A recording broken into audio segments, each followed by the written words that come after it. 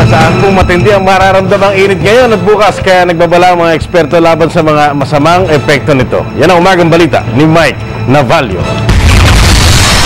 Kahit matindi ang sikat ng araw, tuloy-tuloy pa rin ang pagtatrabaho ng construction worker na si Rodel. Oo, okay lang. Kaysa walang trabaho. Hindi pa man opisyal na nagsisimula ang summer, ramdam na ang init sa Kamaynilaan. Patuloy ang pagtaas ng heat index o ang init na nararamdaman ng katawan. Ngayong araw, papalo ito sa 36.3 degrees Celsius sa Metro Manila. Pero mas mainit sa Zamboanga City na aabot sa 37.3 degrees Celsius ngayon at 37.8 degrees Celsius bukas. So roughly parang tayong may katabing nilalagnat noon, yung ganong temperature.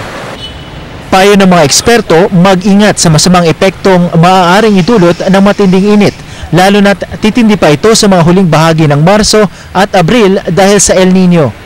Pinakamainit mula alas 10 ng umaga hanggang alas 4 ng hapon. Mga kababayan natin is kailangan ng extreme caution, no? Kasi maaari itong mag-trigger ng heat cramps or heat exhaustion, and then resulting yan sa continuous na activity, and then could also possibly result to heat stroke.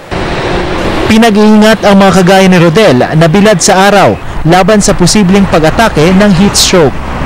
Yung exposed to the environment, yung mga nag-work sa kalsada, yung mga trabahador natin, yung mga traffic enforcer natin, yung mga drivers, sila yung exposed dito sa sun.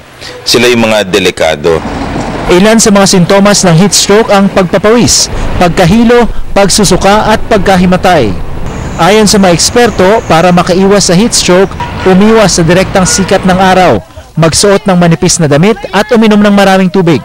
At kung sumama ang pakiramdam, kumonsulta agad sa doktor. Mike Navalio, ABS-CBN News.